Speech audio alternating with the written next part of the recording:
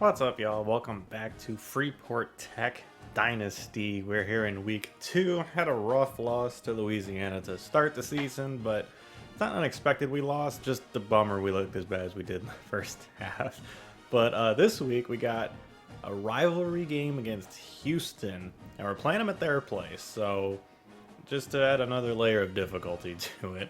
But before we get to that, we do have some recruiting hours to spend this week.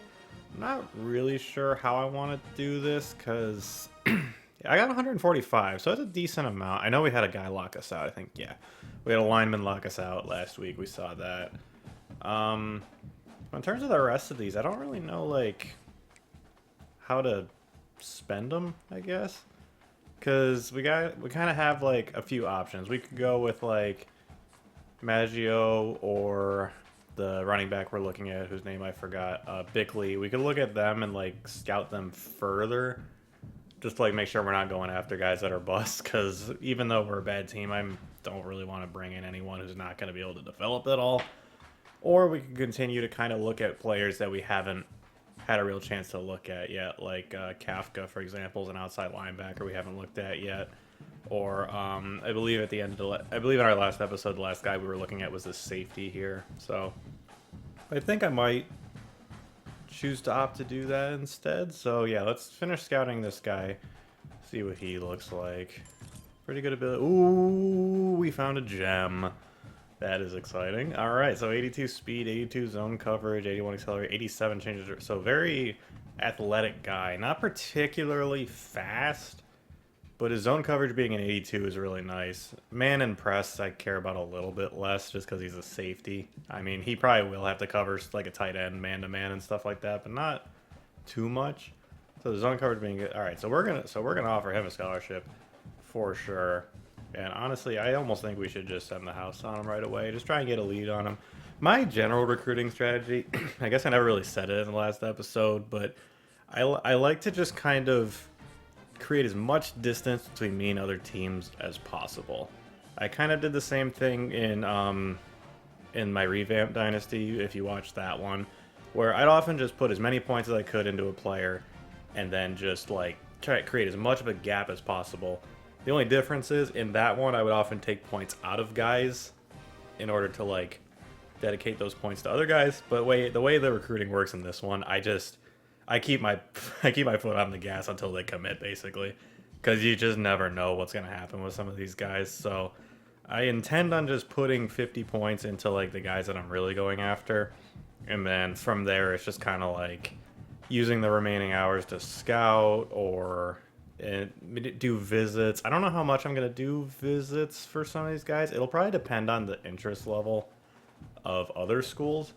See, Kennedy is another one that I probably should be putting points into because no one else is going after him right now. We have a good chance, or we could.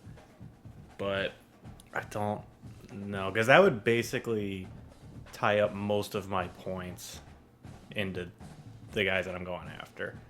Vic is another one we're going after. I kind of forgot about him. All right, here's what we'll do. So we'll take this off.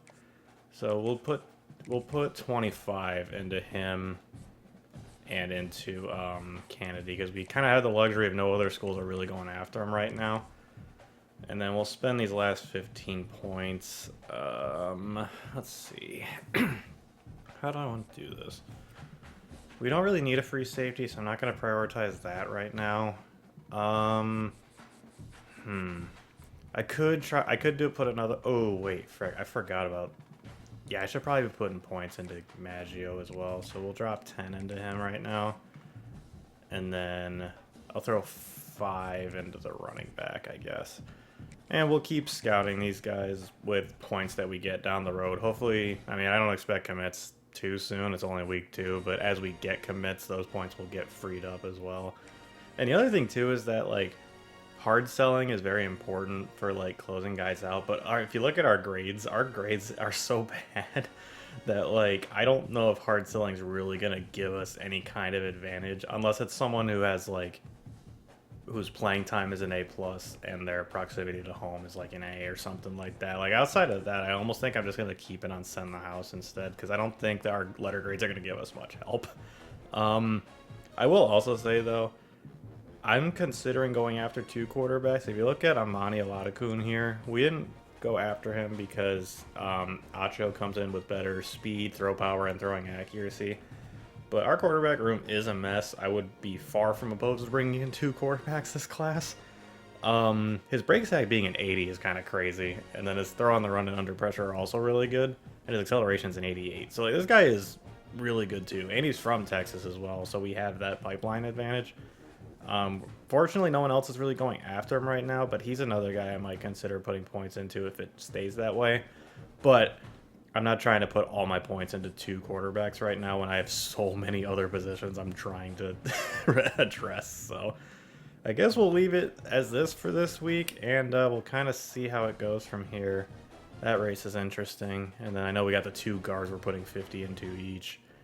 Looks like that one's going better than this one, but you never know. It'll all depend on how it comes down the stretch. These recruitments get crazy in these modern games, so we'll see how it goes, but I think this is how we're going to leave it for now. Houston is only a 77 overall, so this may not be, like, it's going to be a lopsided matchup because we're a 45, but it's not as bad as I thought. I thought they might comfortably be like an 81 or something like that, but that being a 77 makes maybe a little more doable. And we're just going to come out in the standard away uniforms. It's our first road game of the year, so we'll rock the icy whites for this week. I'm also going to be sticking with Kansas's playbook. I kind of like some of the stuff I saw in it, but if you guys have any playbooks you really like, drop them in the comments and I'll try a few out and kind of see how I like them, because I'm not going to go through all 135, 136, however many teams there are as playbooks. And then ultimately just pick one. So yeah, if you have any playbooks that you really like, drop them in the comments. I'll check them out. And there is Houston's mascot, whose name I do not know off the top of my head. There they are. See, it's so much better when there's an actual run out. Like, I know that it's tough to do one for team builders, but like, it just adds another extra layer to the game if you get to do a run out. And here they come as well. Ah, that's so freaking cool. Houston blocking the all reds, of course, to counter our all whites. And there are the Marlins. Their first road game of the year. We'll see how we fare against a tough road environment. Houston's playing Pump It Up over the loudspeakers, an excellent song choice as they get started with some RPO. And Levi Chambers does a good job wrapping up for his first tackle of the game. Holds him to 3.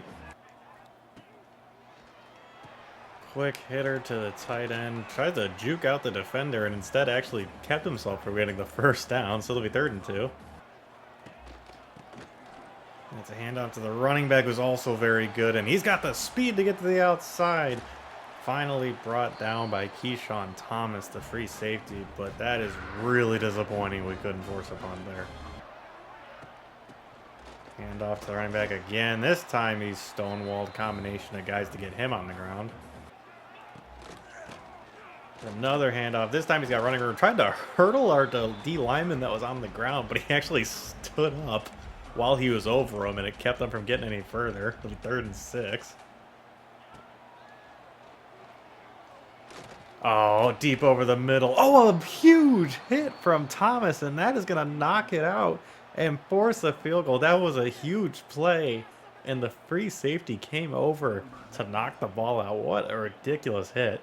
This is going to be quite a long field goal for them. It's up, and it's going to hang on and be good. So Houston does get on the board, although I'm quite happy with the fact we forced a field goal on their first drive. That's a huge stop for the defense. Jake McAllister, QB collapse. I mean, that's might be a little bit harsh, but yeah, he didn't have a great week until like late in the second half. So sure, that's a little harsh though. First play of the game will be a handoff to Jalen Brooks, and he's got 9. Nice carry from Brooks. All right, nice easy little pitch over to Montgomery, who does get the first down. Montgomery was supposed to be a decoy on that play. He was like the fake bubble screen, but they covered everyone else and didn't really do anything about him. So we just threw it over to him. Brooks is running nice. This is a much better start than last week. Alistair drops back looking. He's got Montgomery underneath, and he's got it, and he's got a first down. A huge hole for Brooks to run through, and he's got another big gain. My gosh, Houston's defense is playing terribly to start here. Bouncing it outside. Oh boy, there was a guy waiting there for us. That's a loss of 2. That was our first bad play of the drive. Oh, I got hit as I threw. Dalton was open underneath, too. That was going to make this much more manageable. Instead, it's 3rd and 9, and we're not in field goal range either. Oh, he's got Dalton wide open. Is the safety going to get there? He does. It's not intercepted, even though he did catch it. And unfortunately, our drive is going to stall out here. That's really disappointing, man. Houston will start the second quarter with the ball, and you see the dynamic lighting coming into play here as the game looks much different than it did before that break. And, man, it's so disappointing that McAllister missed that throw on that last drive. It was a gettable first down, and he just overthrew him. Over the middle, he's got his receiver. He ran away from the defender, and he's got a first down. Mackenzie Agnello is down with an injury. Looks like an offensive lineman. Crowd's thrilled, though. Underneath, there were 2 guys there. I had to take away one of them, and the other one was wide open, and that's another first down for Houston. Threw it backwards to the running back, and that's not going to go anywhere. Nehemiah King comes over and brings him down behind the line. That's his 2nd TFL. Weigman underneath, got a receiver. Chambers can't wrap up, and that's going to get him another 5 or so yards. And Amari Thomas gets him much closer to the first down line. Gosh dang it. Weigman wants to run, throws it away on 3rd down, and that's going to bring up 4th, and they're going to go for it. Oh boy. Houston maybe taking a bit of a risk here, given the quality of our team. They don't need to push this. Oh, I read it perfectly. I just wasn't in the right position with King, and that's going to be a first down for Houston. Gosh dang it. I knew the second I saw that guy break free, I knew that's where he was going, and I couldn't get close enough. Gosh dang it. Man, these drives are taking a while. Houston is like running out this game. We're almost at the 2-minute warning already. Maybe I need to make the quarters longer. As that's another completion. Chambers once again unable to really get him on the ground. It's going to be 1st and 10. Yeah, we're at the 2-minute timeout already. Holy crap, this game is flying by. Another handoff to Connors, and that's going to be a nice gain of 7 for them. Another flip out to Connors. Missed it with the initial guy, and Thomas forces him out of bounds.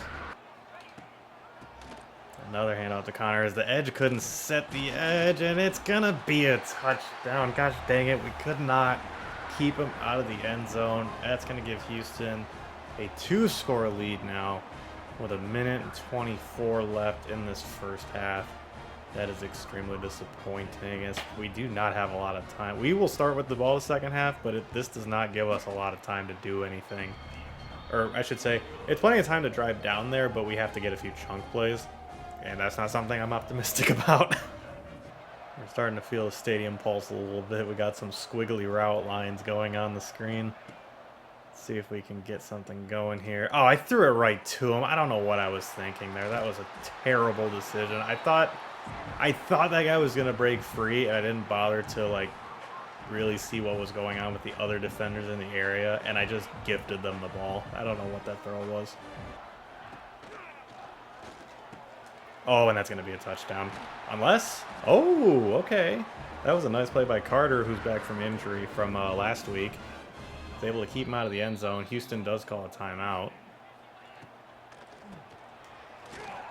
And he's not going anywhere. We might actually have to consider calling timeouts ourselves. I think I'm going to call one there, just to give us more time, because I want to try and get points for the end of the half. And it's intercepted! Brewer, the corner, Micah Brewer, I believe is his name, with a huge play there. Oh my gosh, that was a great job jumping that route, because they were about to score and go up 3 scores on us. Wow. What a play. I was not expecting that at all. We're back in business. Oh my gosh, I took forever to read that defense, but there was not anybody open. I mean, it was just nothing happening downfield.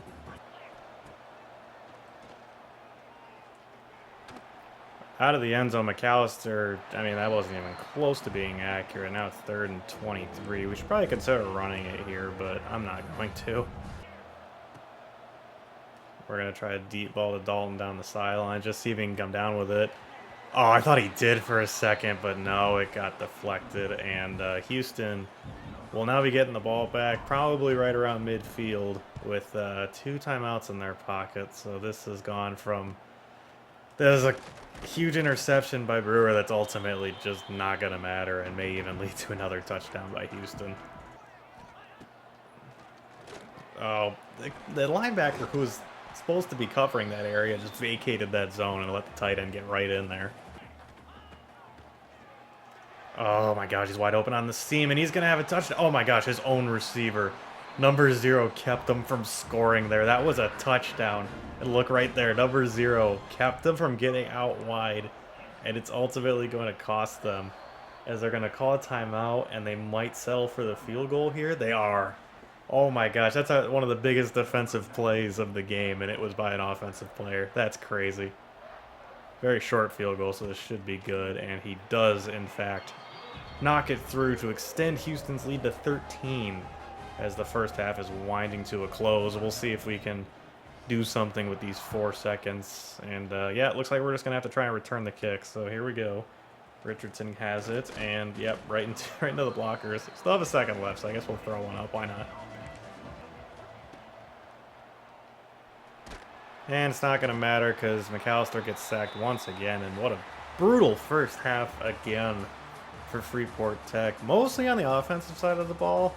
Although we didn't really hold them to a field goal on that last drive. That was more so they just ran out of time. But 9 passing yards and 7 rushing yards in total for the offense is not going to cut it. That's embarrassingly bad. I might do the same thing that I said last week, where I'm going to give McAllister one more chance. And if he can't do anything, I'm bringing in the freshman again. Start the second half. Let's see if we can actually do something on offense. I'm going to try running it with McAllister, I guess. I tried to get out of bounds before he took a hit, but he got 7. There was nothing. I tried a goofy little play, and it just didn't work. All right, Dalton over the middle, and that's a first down. Good job by McAllister hanging in there strong. I believe he took a hit on that one. That's a nice little flip out to Wallace, the tight end, and it is going to be a first down. I wasn't sure if they were going to give it to us, but they did. Brooks gets the carry here. Good seal off by the receiver, and that's going to be another first down for the Marlins. I brought in the freshman quarterback for a play, Kentrell Stokes, kind of like I used to do with Rob Jones. I'm just going to bring him in for an option play and see how it goes. And they are going to stay home on the running back, so Stokes is going to get to keep it. Knives to the defense, it gets 5. All right, good job. I usually like to hand it off in these 3rd and short scenarios, but 3 yards is just a little too far, so we're going to have to try and pass it instead. Oh, we got him. There we go. Travis Miller, the receiving back, gets the first down on a nice little slant. Beautiful. A little underneath route for Darnell Hayes. That'll get us 6. Hand off to Brooks. Good blocking. He's got a seam. Cuts it back inside. Touchdown, Marlins. We're on the board here in Houston. Nice run from Brooks. Boy, he's really got a ton of celebrations in his bank, doesn't he? He seems like he does a different one every time. And that is going to cut Houston's lead to 1 score. With an extra point, it'll make it merely a 6-point game. And this just got a lot more interesting here with about a minute and a half left in the 3rd quarter. I will say Houston's offense, and I'm going to try and find some wood to knock on when I say this, but their offense has not been particularly, explosive. This running back of theirs is very talented and has some speed and stuff, but they haven't, I don't know. Maybe it's because Louisiana hit us for so many big plays last week. I'm, expecting more unfairly, but we've kind of kept the big plays in check for at least a little bit. Ooh, I thought King was going to have a chance at the ball there, but that pass actually did get completed. It's going to be 3rd and 4. And that is going to be a first down. Connors gets the catch and gets the first down. I just realized Connor Wiegman is actually Houston's quarterback. I believe the guy who used to play at Texas A&M. I didn't know that's where he ended up. Start of the 4th quarter now. Houston holding on to a 13-7 lead, trying to make this drive last as long as possible, I assume. And that's going to help. That's another healthy 7 yards on that RPO. And he's going to go down. Weigman dropped in the backfield by, I believe that's DeAndre White, our second string defensive tackle. Granted, he's a starter because, you know, 2 defensive tackles play. But a huge play there from the big man. 3rd and 8 now. And this is not the kind of situation Houston wants to find themselves in. And it's going to be a screen to the left to Connors. Can Thomas make the play? He does, and that is going to be a stop for the defense. And oh my gosh, we're going to get the ball back with a chance to take the lead potentially. Oh, that's not going to help. Jalen Brooks loses 5 on the first play of the drive. That's about the last thing we needed. Marquise Taylor, the man in motion, and oh boy, there's not a lot to like here. Oh wait, our tight end's wide open downfield. Oh my gosh, they left him alone. Wallace, dude, stay on your feet. You have a touchdown in your hands potentially. Run, dude. Oh my gosh, he actually got caught from behind on that. By the time I noticed that he was open and there were the 2 defenders on the other receiver, I didn't want to throw it because I thought the guys could make it off the receiver to him, but then that receiver came back and it left him wide open. Just you could see the receiver coming back, and he's just by himself, almost trips and falls over the 45-yard line. Does stay up, but is unable to score. Oh my gosh, that's one of the most ridiculous plays I've ever seen. Oh my gosh, this game has been turned on its head all of a sudden, as we're all of a sudden on their 12-yard line. With just over 3 minutes left in this game, we're just going to flip it over there. That's, I believe, Garrett Thompson is his name. That's our 3rd string tight end. He's unable to get much, though, only 3 yards. If you watch my old Dominion series, you know down in the red zones where I like running the option the most. So we're going to try it again. We've got Kentrell Stokes on the field.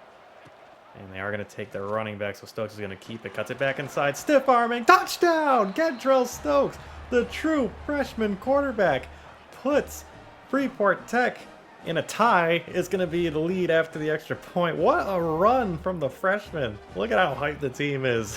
Oh my gosh. He stiff-armed that dude and stayed on his feet. I couldn't believe it. You normally don't see that kind of things out of your quarterbacks, but Stokes has got some ability, man. Holy crap.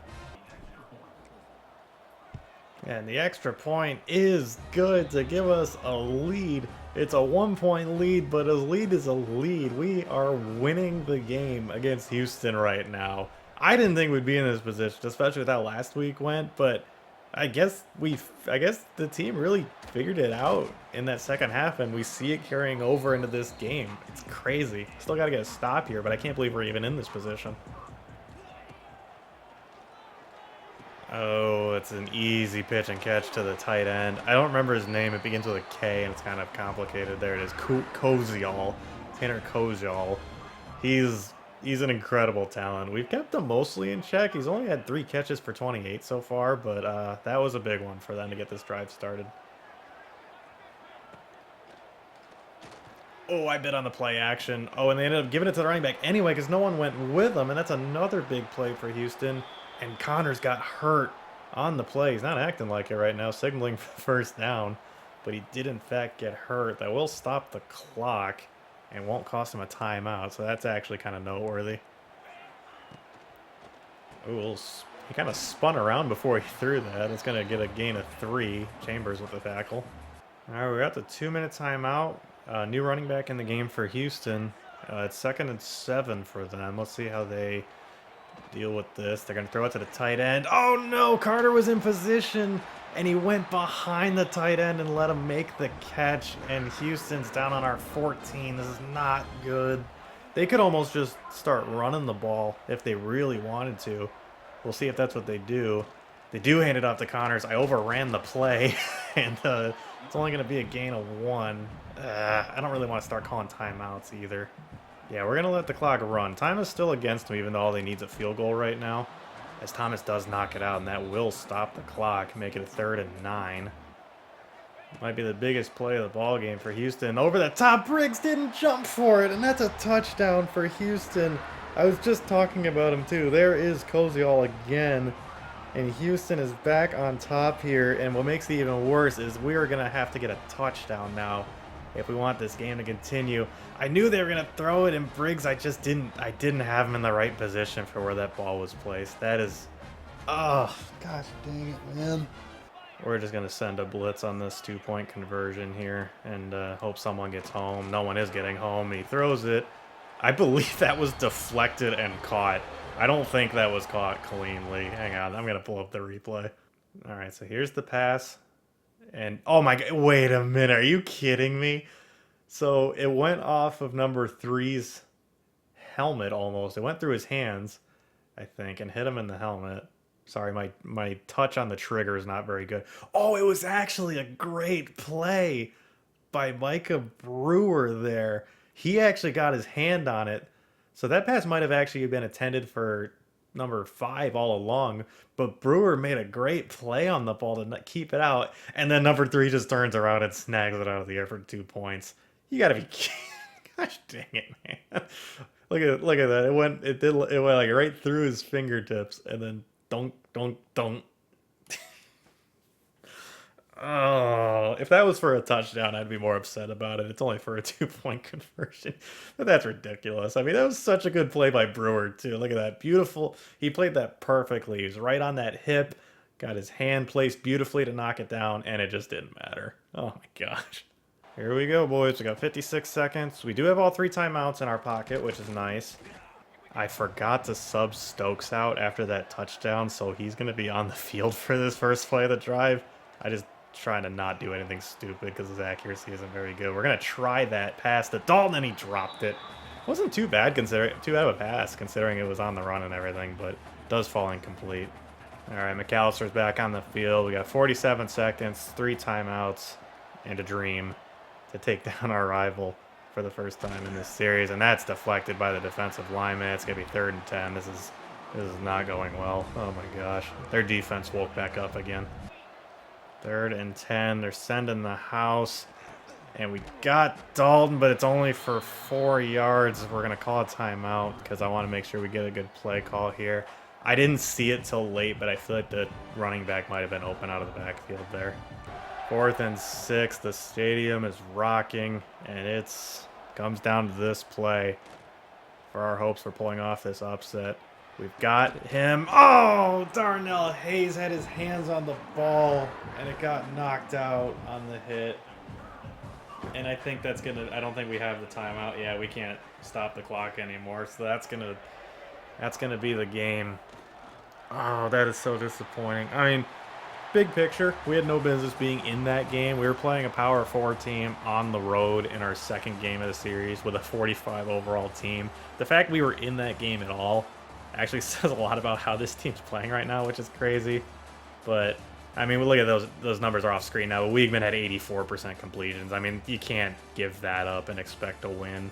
I mean, he was dicing us up all game. That touchdown still hurts the most because I knew that was where they were going, like right when he was about to throw it, and I just wasn't in position to do it.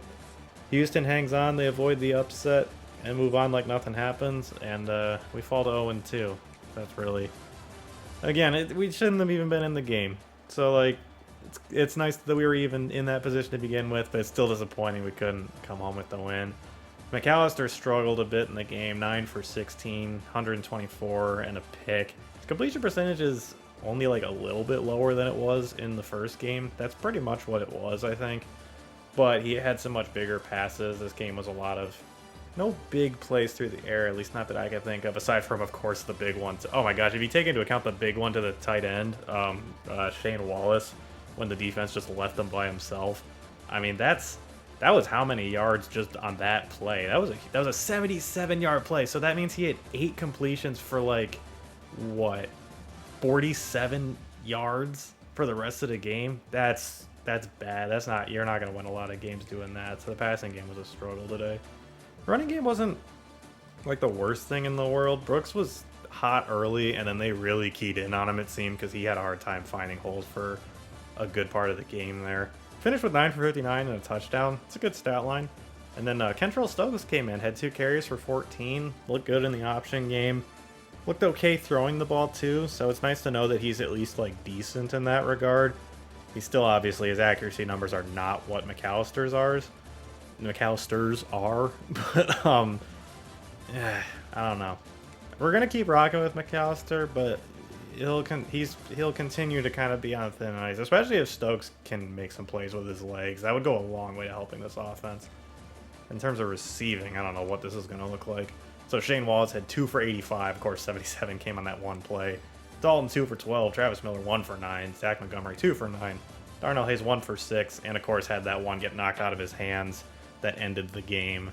And then Garrett Thompson, the backup tight end, getting in for a bit as well. So yeah, passing game was a struggle, as we established when we were looking at McAllister's stat line.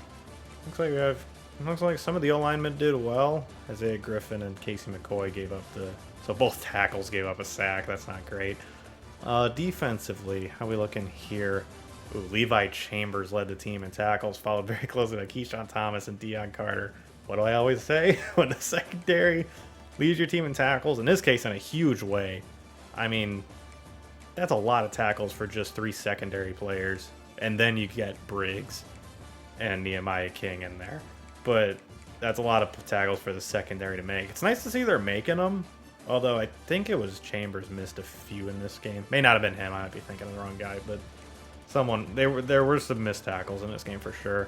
Nehemiah King had 2 TFLs as well. Nice game for him. And then DeAndre White, as we know, had that one sack. And then the interception by Micah Brewer in the end zone. What a great play from the quarterback. He's a junior too, so he'll be back next year, ideally. Unless he transfers, like so many of these guys do. Silenced. The Cougars protect home turf in this year's the 288 Throwdown. Yeah, that's what I gave our rivalry game a name, the 288 Throwdown, after the 288 is like a freeway or something that runs between Houston and Freeport, or runs like close to them or something like that. I don't know. I was looking at a map when I was trying to come up with names, but yeah. I mean, Houston fans can't be feeling great after that game, given that they let a 45 overall team come in, and we had to lead in the 4th quarter as well, and just unable to get it done, unfortunately. So we fall to 0-2.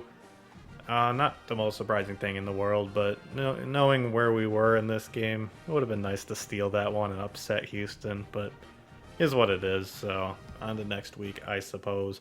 One thing I will say, though, that game felt really fast. It felt like it was going...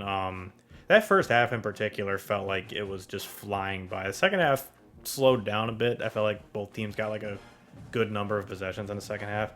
But that first half felt like it just flew by. I might experiment with doing longer quarters. Maybe I'll try 7-minute quarters next week or something like that. But speaking of next week, let's sim there. All right, some more updates. So Devon Tam, one of those guards we're going after, he has reached his top 5. We are in the lead for him. That's not a guy I'm looking at. Kennedy is down to his top 8. Looks like we're the only school really going after him, so that's cool. Vic, the corner, Marquez Vic, is down to his top 8. And Paul Freeney, that gem safety that we just discovered, is also. I think what I might do, I might just try and get as many points into these guys that I'm going after and kind of put scouting on hold for now. We'll see. We'll see what it looks like next week with how many points we have and stuff. Alright, that is going to do it for us this week. We got FCS Midwest coming to town next week, so hopefully we can get our first win of the year. I mean, we've played well against 2 much better teams, and FCS Midwest is going to come in a better team as well. But hopefully we can get a win next week. Although if you watched my Eastern Michigan Dynasty, if you watched my very first video on this channel, you'll realize that that's never a guarantee. So we'll see how this one goes. But that's going to do it for this week. Thank all y'all for watching. I love and appreciate each and every one of you. We'll see if we can get our first win of the week. And I'll see y'all in my next episode. Later, y'all.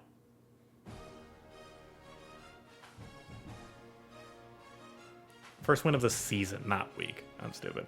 Anyway, later, y'all.